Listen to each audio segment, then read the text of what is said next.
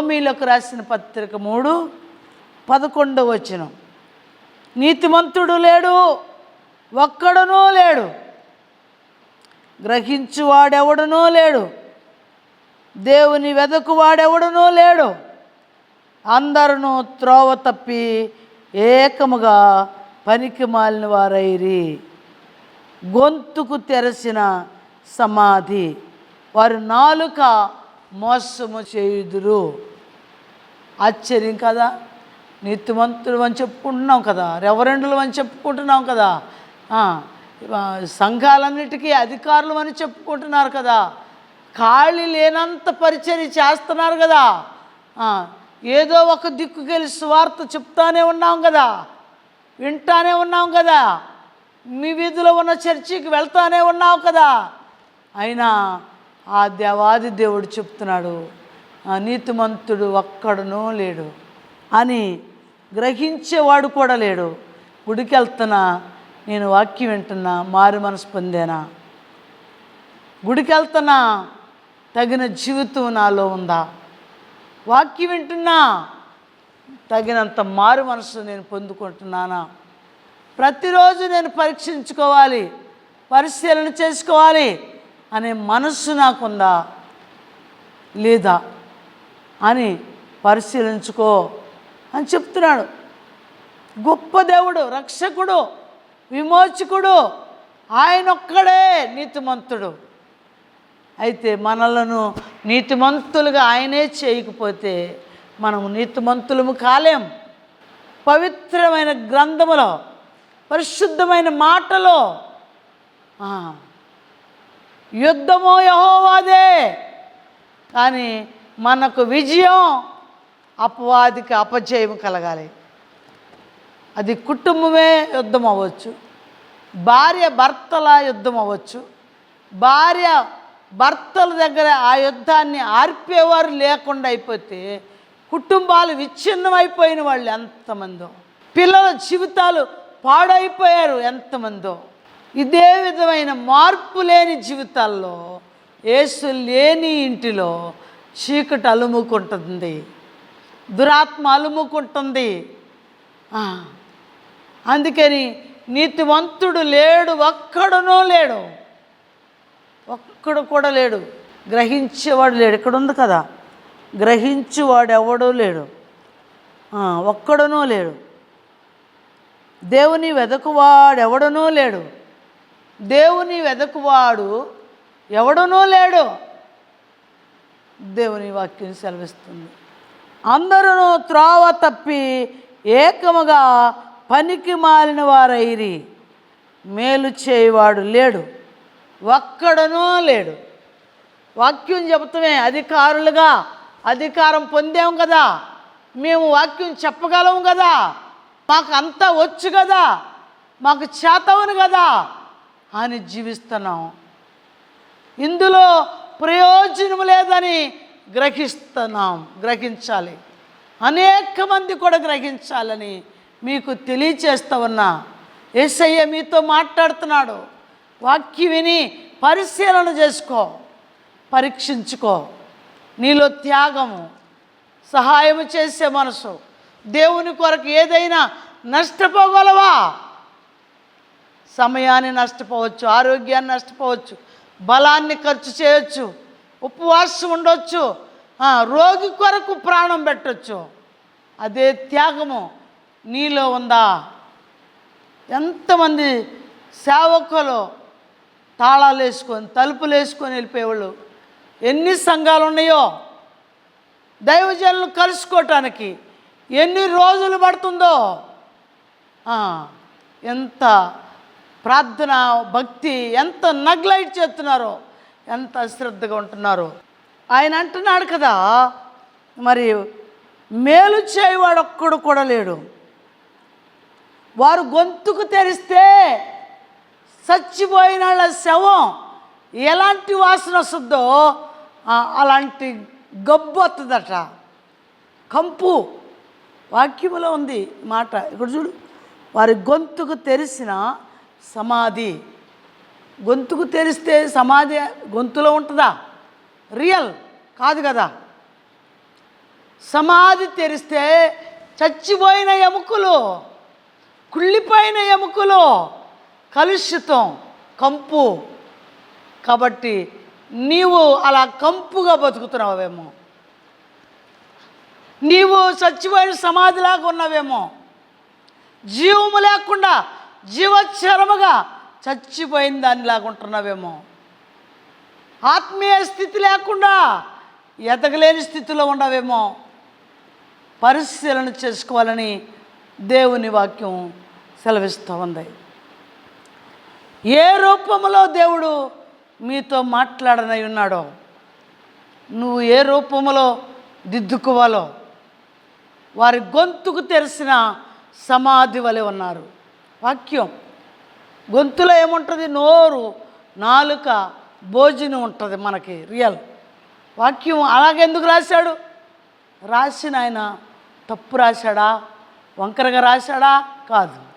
ఆత్మచేత నింపబడి నీవు చచ్చిపోయిన సమాధిలాగా ఉన్నావని నీకు తెలియదని, నీకు తెలియటానికి కంపు కొట్టే జీవితం కలిగి ఉండవని దేవుని వాక్యం సెలవిస్తూ ఉంది. ప్రియమైన పిల్లలారా, మనము ఆయన కొరకు ఎలా త్యాగము చేయాలో, ఎలా ప్రార్థన చేయాలో, ఎలా భద్రముగా ఆయన కొరకు ఎదురు చూడాలో మనకు దేవుని వాక్యం ఈరోజు తేటగా మాట్లాడుతూ ఉన్నాడు. నువ్వే పని చేసినా పర్వాలా, సవాల్ చెప్పొద్దు. నువ్వు దేవునికి సవాలుగా ఉండటానికి మన శక్తి సామర్థ్యం కాదు, కానీ దేవుని శక్తి, దేవుని సామర్థ్యంగా ఉంటే సవాల్. దేవునికి స్తోత్రం. ధర్మశాస్త్రం ఇందాక చదువుకున్నాం కదా, 2వ అధ్యాయంలో 13వ వచనం. ధర్మశాస్త్రము వినువారందరూ నీతిమంతులు కారు. ఒకవేళ వాక్యం వింటున్నావేమో, గుడికి వెళ్తున్నావేమో, ఆరాధనకి వెళ్ళినప్పుడు ఒక 100 రూపాయలు, ఒక 20 రూపాయలు, ఒక 10 రూపాయలు కానుక ఎత్తున్నావేమో, నీ జీవితంలో ఏమీ త్యాగం లేదు. నువ్వేమీ ఎవరికి ఖర్చు అవ్వలేవు, ఏమీ సహాయం చేయలేవు. నీ హృదయ కాఠిన్యమును బట్టి తీర్పు రాబోతుంది అని చెప్తున్నాడు. దేవునికి స్తోత్రం. హల్లెలూయా. వింటే సరిపోదు, గుడికి వెళ్తే సరిపోదు, బైబిల్ చదివితే సరిపోదు. నీ పరుగు, నీ ప్రార్థన ఎలాగుంది అని యేసయ్య ఈరోజు నిన్ను లెక్క అడుగుతున్నాడు, నీతో మాట్లాడుతున్నాడు. నా జీవితాన్ని సరిచేయటానికైనా ఈరోజు మీతో మాట్లాడుతున్నాడు. టీవీలో ఎంతమంది వాక్యం వింటున్నారో, ఆ వాక్యం వింటున్న పిల్లలందరికీ 2 చేతులెత్తి జోడించి చెప్తా ఉన్నా, హృదయాన్ని పరీక్షించుకోవాలి, విశ్వాసాన్ని పరీక్షించుకోవాలి, భక్తి జీవితాన్ని పరీక్షించుకోవాలి, మహిమను, ఘనతను, అక్షయతను వెతకాలి. ఈ 3ని నీలో ఉండయా? వీటిని వెతికే శక్తి పొందుకున్నావా అని పరీక్షించుకో. ఇంకొక మాట చెప్తున్నాడు ఇక్కడే, 1వ అధ్యాయం, రోమీలకు రాసిన 1వ అధ్యాయం 28వ వచనం. మరియు వారు తమ మనస్సులో దేవునికి చోటు ఎన్నొల్లకపోయిరి గనుక, మరియు వారు తమ మనస్సులో దేవునికి చోటు ఎన్నొల్లకపోయిరి గనుక చేయరాని కార్యములు చేయటానికి భ్రష్ట మనసుకు అప్పగిచ్చేసాడట. అది ఒక గుంపు. విని విని విని చూచి చూచి చూచి దేవుడు తరించి తరించి ఈ భక్తి జీవితం, ఈ సంఘం, ఈ సేవ, ఈ పరిధిలో నువ్వు ఎలాగుంటున్నావు? దేవునికి నమ్మకముగా ఉన్నావా? ఒకవేళ ప్రజలకు చెప్పి నువ్వే అబద్ధ బోధకుడు అయిపోతే, నువ్వే మోసంగా నడితే, మరియు వారు మనస్సులో దేవునికి చోటు లేకపోతే ఎక్కడ ఉండాలట చోటు? అవని అంతా ఆయనదే అయినా స్థలమేది, అందరికీ హృదయం ఉంది యేసుకు చోటేది. అవని అంతా ఆయనదే. మీరేమంటారు? ఎవరి వల్ల అయింది? సృష్టి అంతా ఆయనదే. అవని అంటే ఆ సృష్టి అంతా, కనపడేదంతా ఆయనదే. ఆయన అందరికీ హృదయం ఉంది. హృదయంలో యేసుకు చోటేది. అవని అంతా ఆయనదైనా అవనిలో ఆయన ఇల్లు లేకుండా, గూడు లేకుండా బ్రతికినా నీ హృదయంలోకి ఆత్మ రూపములో వచ్చి నిన్ను బాగు చేస్తా, నిన్ను బ్రతికిస్తా, నిన్ను రక్షిస్తా, జీవము కలిగిన రాజ్యానికి, నిత్య రాజ్యానికి వారసులుగా చేస్తా అని చెప్తున్నాడు. దేవునికి స్తోత్రం. ఆయనకే మహిమ కలుగునుగాక. ఆ దేవాది దేవునికే మహిమ కలుగునుగాక. నీ హృదయంలో దేవునికి చోటు ఉందా? నీ ఇంటిలో దేవునికి చోటు ఉందా? నీ మందిరములో యేసయ్యకి చోటు ఉందా? సంఘములో, సహవాసములో యేసయ్యకి చోటు ఉందా? ఈరోజు మనల్ని ఇలాగ తరించండి, ఇలా గ్రహించండి. ఎక్కడెక్కడ దేవునికి చోటు లేకుండా చేసామో, హృదయంలో చోటు లేకుండా ముయ్యబడిపోయిందో, నీ హృదయంలో నిద్రపోతనం ఉందేమో, నీ జీవితంలో సోమర్తనం ఉందేమో, లేకపోతే తిండిపోతనం ఉందేమో, నేనేమి పాపం చేయట్లేదు అనుకున్నాడు ఒక ఆయన బైబిల్లో.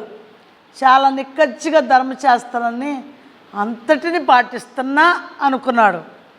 యేసు ప్రభు వారు భూమి మీదకి వచ్చినప్పుడు చెప్పాడు కదా, బోధకుడా, నిత్యరాజ్యము వెళ్తానికి నేనేమి చేయాలో? బోధకుడా, నిత్యరాజ్యము పొందటానికి నేనేం చేయాలో అని అడిగితే,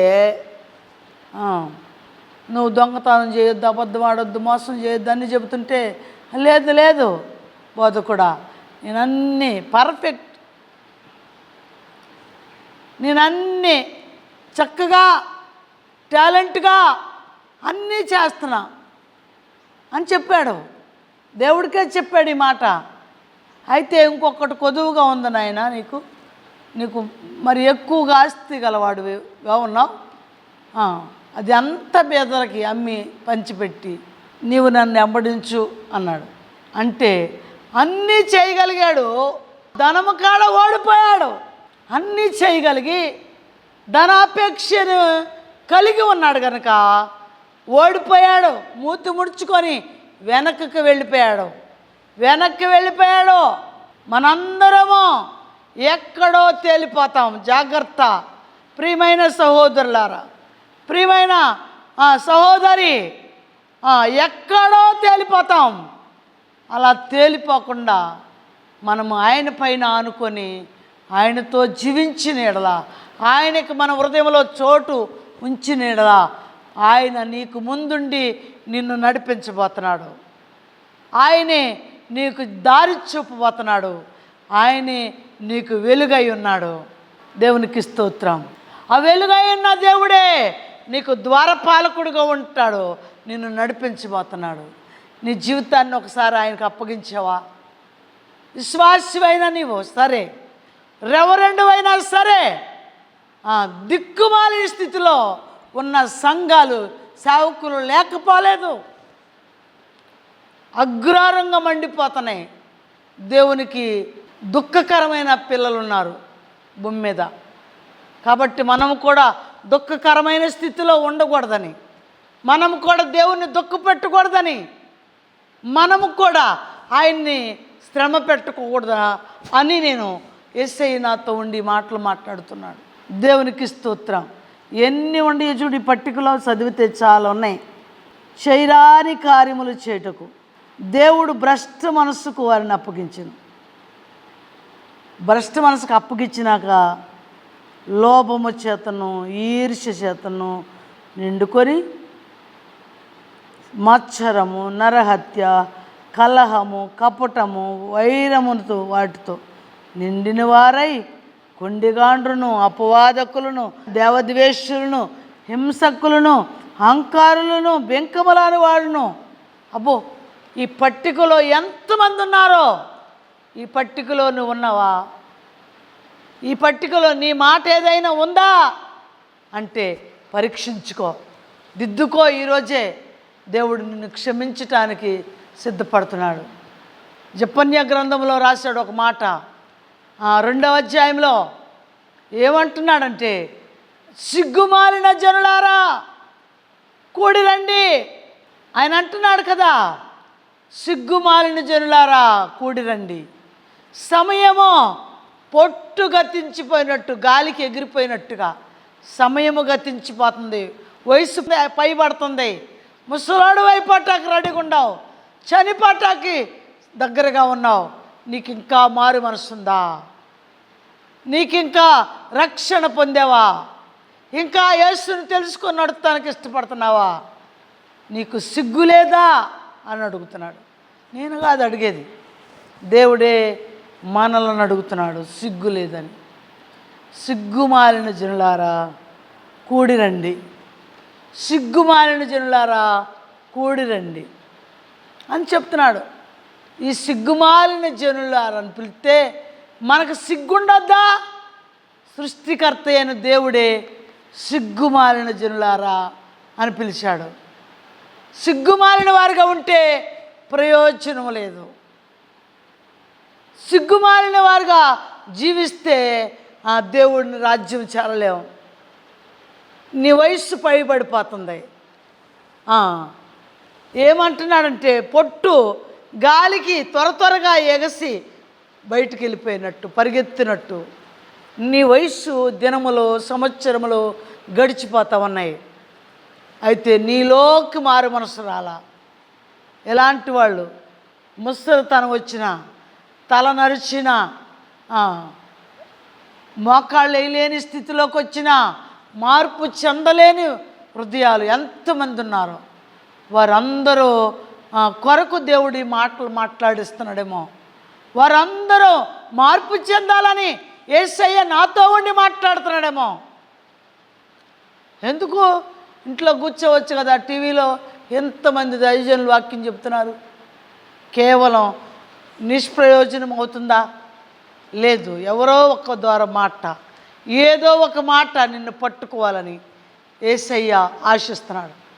ఎంత డబ్బు ఖర్చు చేసి, ఎంతో కొంత ఖర్చు చేసి టీవీకి వాక్యం ఇస్తున్నామంటే అది ఆయన దయే, ఆయన కృపే.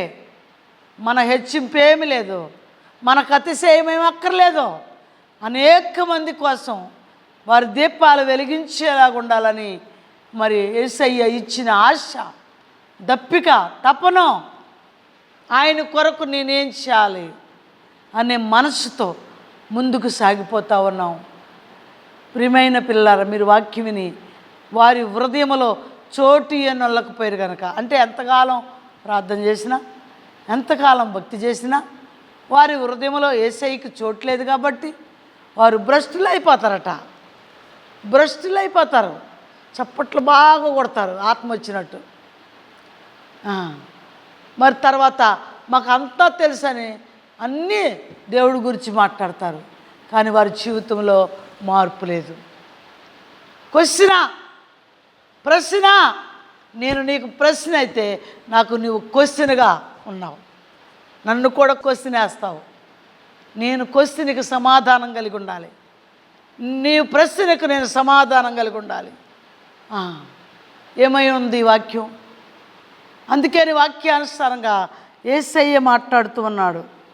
3వ అధ్యాయంలో ఆయన అంటున్నాడు, ఇక్కడ 3వ వచనంలో ఏమంటున్నాడంటే, కొందరు అవిశ్వాసులైననేమి, వారు అవిశ్వాసులైనందుకు దేవుడు నమ్మదగిన వాడు కాకపోనా అంటున్నాడు. ఎంత భయంకరమైన మాట!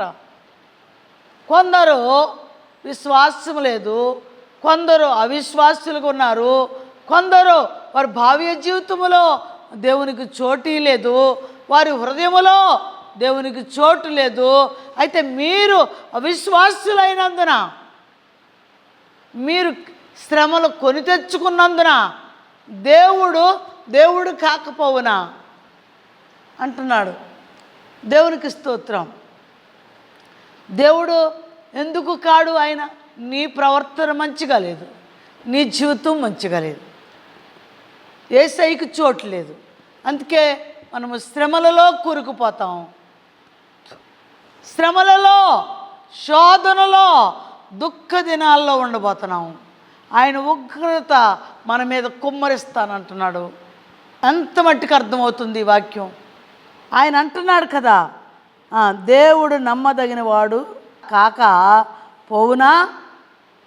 నువ్వు దుర్మార్గుడివి, నువ్వు దుష్మాలివి, దుష్కర్మ జీవివి అయినా నీవైనందుకు దేవుడు కాడా? ఆయన పరిశుద్ధత తప్పిపోలేదే, ఆయన నీతిమంతుడే, ఆయన జీవితం దేవుని కొరకు ప్రాణము. దేవుడు చెప్పిన మాట విని మన కొరకు లోక పాపములు మోసుకొని పోవు దేవుని గొర్రె పిల్ల అని పేరుగాంచిన వాడుగా నిలబడ్డాడు. అలాంటి దేవునికి ఆయన దేవుడు కాడా? ఆయన రక్తముల పరిశుద్ధత లేదా? ఆయన వచ్చిన పనిని నెరవేర్చలేదా? నీవు నీతిమంతుడు కానందుకు ఆయన దేవుడు కాడా అని పరీక్షించుకో, పరిశీలన చేసుకో. దేవాది దేవుడు నీతో మాట్లాడబోతున్నాడు. ఈరోజు నీతో మాట్లాడుతున్నాడు. నీలో ఉన్న అవిశ్వాసం తీసివేయాలి, విడిచిపెట్టాలి. అందుకని చెప్తున్నాడు, నీ మాటలలో నీవు నీతిమంతుడుగా తీర్చబడినట్లు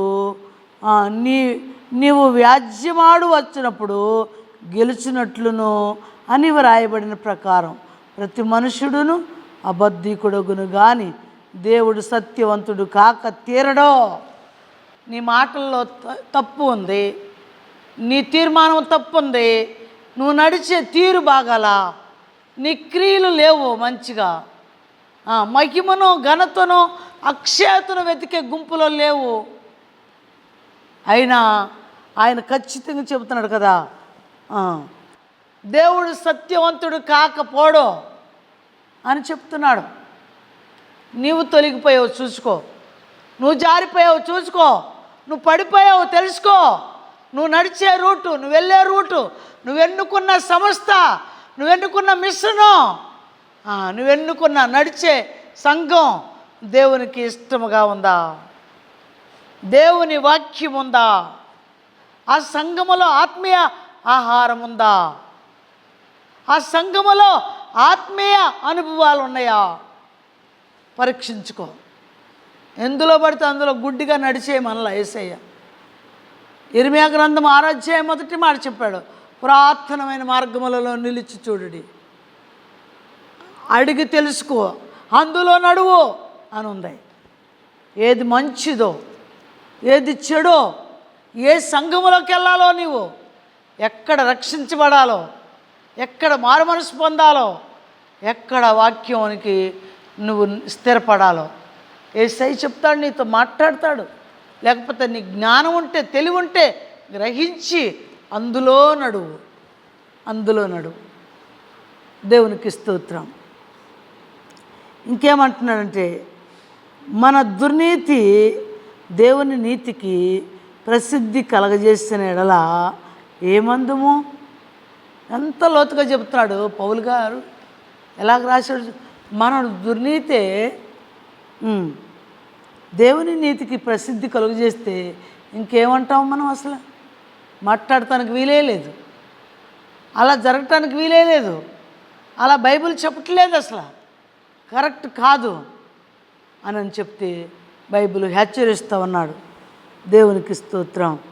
ఉగ్రతను చూపించు దేవుడు అన్యాయస్తుడు అగునా? సవాల్, పౌలు గారి మాట సవాల్. ఒకవేళ నువ్వు తప్పు నడిచావు, నువ్వు వంకర నడిచావు, నువ్వు చెడు నడుపుతున్నావు, నీ ఇష్టంగా నడుపుతున్నావు, అయితే ఆయన ఉగ్రత దినమందు ఉగ్రత చూపించటం తగదా? న్యాయం కాదా? అప్పుడు ఆయన న్యాయవంతుడు కాదంటావా అని అడుగుతున్నాడు. దేవునికి స్తోత్రం.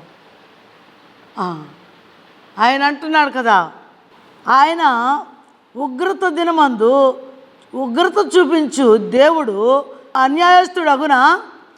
నేను మనిషి రీతిగా మాట్లాడుచున్నాను. పౌలు పరిశుద్ధాత్మను పొందాడు, కానీ మనస్సుతోనూ నేను పాటలు పాడతా, ఆత్మతోనూ నేను పాటలు పాడతా.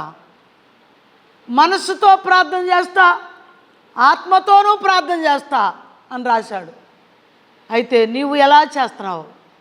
ఆయన అంటున్నాడు, ఒకవేళ మన అన్యాయాన్ని బట్టి ఉగ్రత దినమందు న్యాయం చేయటానికి ఆయన వచ్చినప్పుడు ఆయన న్యాయంలో నీవు ఉగ్రతకు గురైపోయావనుకో, నీ దగ్గర న్యాయం లేదు కదా.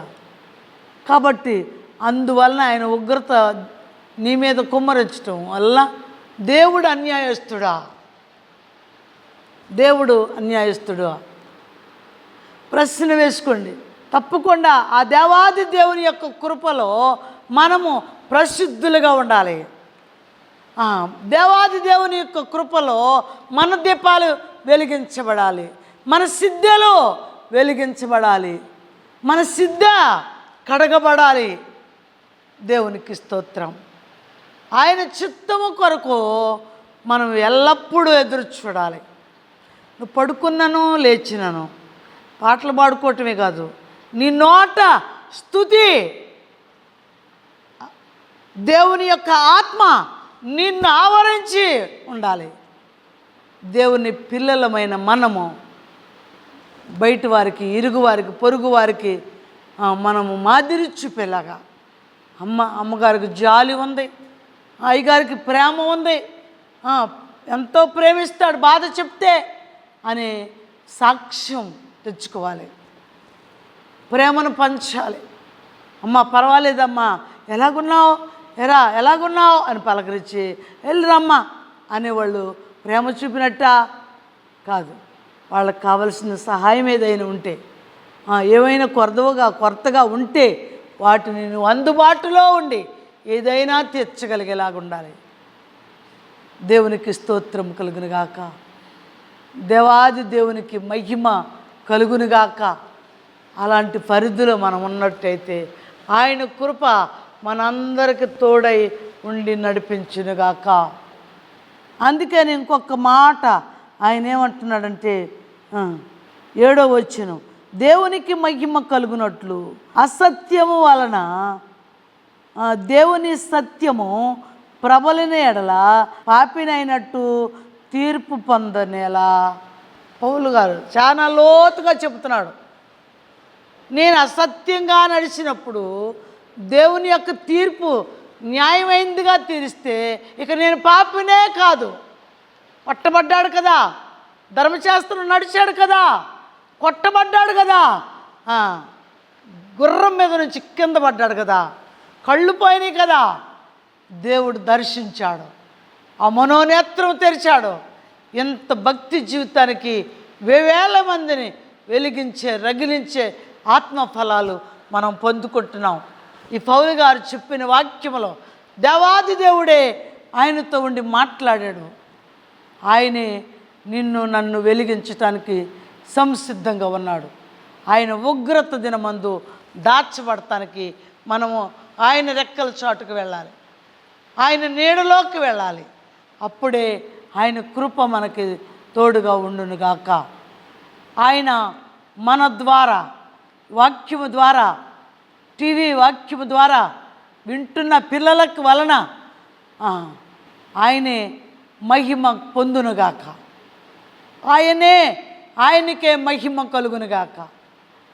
ఆయన ఒక్కడే శక్తివంతుడు, నీతిమంతుడు, పరిశుద్ధుడు అని బైబిల్ తేటగా చెప్తున్నాడు. నీతిమంతుడు లేడు, ఒక్కడును లేడు అని చెప్తున్నాడు. కాబట్టి తెలియక ఒకవేళ ఒకప్పుడు అతిశయించాము, గర్వించాము, నా జ్ఞానం, నా తెలివి, నా శక్తి, నా బలం అని. యేసయ్య దగ్గర అది నేను నా అనేది లేకుండా ఆయన కృపలో వాడుకొని ఆయన కొరకు జీవిస్తే చాలు, ఆయన రాజ్యము కొరకు సిద్ధపడితే చాలు అని మనం ఎవరైతే ఎదురు చూస్తున్నారో అట్టి ప్రియమైన పిల్లలకు దేవుడు తోడై ఉండి మీతో నడిపించునుగాక, మిమ్మల్ని బలపరచునుగాక.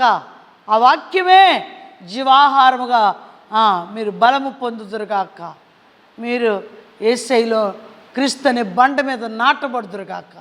ఆమేన్, ఆమేన్, ఆమేన్. పరిశుద్ధుడానికి స్తోత్రాలు, మహిమగల తండ్రికి స్తోత్రం. ఇట్టి మాటలను అయ్యా బలపరిచి ప్రసిద్ధి చేయండి, అనేక హృదయాల్లో ఫలింపచేయండి. మీరే మహిమ పొందమని యేసు నామములో అడుగుచున్నాం తండ్రి. ఆమేన్.